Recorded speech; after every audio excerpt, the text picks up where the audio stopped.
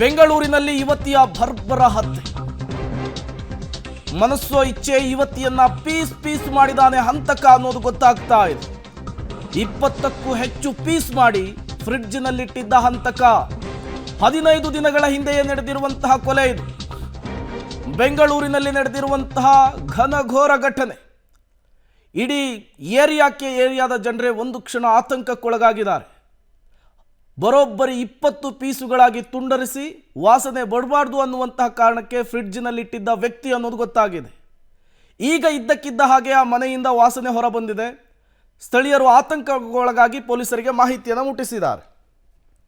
ಮತ್ತಷ್ಟು ಡೀಟೇಲ್ಸ್ ನರಸಿಂಹಮೂರ್ತಿ ಕೊಡ್ತಾರೆ. ನರಸಿಂಹಮೂರ್ತಿ, ಇಲ್ಲಿ ಕೊಲೆಯಾಗಿದೆ ಅನ್ನೋದು ಗೊತ್ತಾಗಿದ್ದು ಹೇಗೆ ಅಂತೇಳಿ?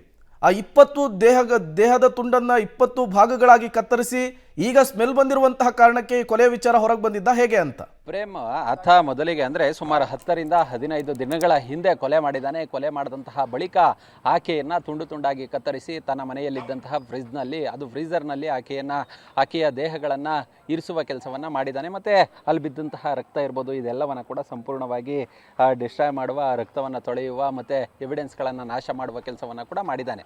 ಘಟನೆ ನಡೆದು 10 ರಿಂದ 15 ದಿನಗಳು ಕಳೆದೋಗಿದೆ. ಇದೀಗ ಹೇಗೆ ವಿಚಾರ ಹೊರಗೆ ಬಂತು ಅಂತ ಹೇಳಿದ್ರೆ, ಮನೆಯಲ್ಲಿ ಒಂದೇ ಮಗು ಇತ್ತು ಮತ್ತು ಅಕ್ಕಪಕ್ಕದವರು ಯಾಕೆ ಆಕೆ ಇನ್ನೂ ಕೂಡ ಹೊರಗೆ ಕಾಣಿಸ್ಕೊಳ್ಳಿಲ್ಲ ಅನ್ನೋ ನಿಟ್ಟಲ್ಲಿ ಒಂದಷ್ಟು ಅನುಮಾನಗಳು ವ್ಯಕ್ತವಾಗ್ತಿದ್ವು. ಹೀಗಾಗಿ ಒಂದಷ್ಟು ವಿಚಾರವನ್ನು ಮಾಡಿದಂತಹ ಸಂದರ್ಭದಲ್ಲಿ ಆ ಮನೆಯಲ್ಲಿ ಪರಿಶೀಲನೆಯನ್ನು ನಡೆಸಲಾಗಿ ಆ ಒಂದು ಫ್ರಿಡ್ಜ್ನಲ್ಲಿ ಈಕೆಯ ಶವದ ತುಂಡುಗಳಿದ್ವು. ಅದನ್ನು ಗಮನಿಸಿದಂತಹ ಸಂದರ್ಭದಲ್ಲಿ ಪೊಲೀಸರಿಗೆ ಮಾಹಿತಿಯನ್ನು ಕೊಡುವ ಕೆಲಸವನ್ನು ಇದೇ ಬಿಲ್ಡಿಂಗ್ನಲ್ಲಿದ್ದಂತಹ ಇತರರು ಮಾಡಿದ್ದಾರೆ ಅನ್ನೋ ಮಾಹಿತಿಗಳು ಲಭ್ಯವಾಗ್ತಿದೆ.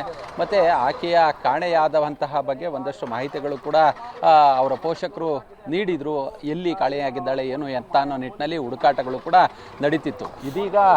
ಈಗ ಆಕೆ ಯಾರು, ಸಂಪೂರ್ಣವಾಗಿ ಆಕೆ ಇಲ್ಲಿಗೆ ಬಂದದ್ದೇಕೆ ಮತ್ತು ಆತ ಯಾರು, ಇದರ ಬಗ್ಗೆ ಕೂಡ ಒಂದಷ್ಟು ಮಾಹಿತಿಗಳನ್ನು ಕಲೆ ಹಾಕುವ ಕೆಲಸವನ್ನು ಮಾಡಲಾಗ್ತಿದೆ. ಮತ್ತು ಸ್ಥಳೀಯರು ಒಂದು ರೀತಿ ಆತಂಕ ಗಾಬರಿಯಿಂದ ನೋಡ್ತಿದ್ದಾರೆ. ಮತ್ತು ಯಾರು ಕೂಡ ಏನು ಇದು ಮಾಹಿತಿ ಅಂತ ಹೇಳಿದ್ರೆ ಗೊತ್ತಿಲ್ಲ ಅನ್ನೋ ನಿಟ್ಟಿನಲ್ಲಿ ಹೇಳ್ತಿದ್ದಾರೆ. ಕಾರಣ ಬೆಂಗಳೂರಲ್ಲಿ ಅಕ್ಕಪಕ್ಕದಲ್ಲಿ ಯಾರಿದ್ದಾರೆ ಅನ್ನೋದು ಕೂಡ ತಲೆ ಕೆಡಿಸ್ಕೊಳ್ಳೋದಕ್ಕೆ ಹೋಗೋದಿಲ್ಲ. ಹೀಗಾಗಿ ಅಕ್ಕಪಕ್ಕದಲ್ಲಿ ಅಂದರೆ ಈಗ ಸುಮಾರು ಒಂದು 50 ಮೀಟರ್ ದೂರದಲ್ಲಿ ಈಗ ಎವಿಡೆನ್ಸ್ಗಳು ಡಿಸ್ಟ್ರಾಯ್ ಆಗಬಾರ್ದು ಅನ್ನೋ ನಿಟ್ಟಿನಲ್ಲಿ ಪೊಲೀಸರು ಆ ಸ್ಥಳವನ್ನು ರೆಸ್ಕ್ಯೂ ಮಾಡೋ ಕೆಲಸವನ್ನು ಮಾಡ್ತಿದ್ದಾರೆ.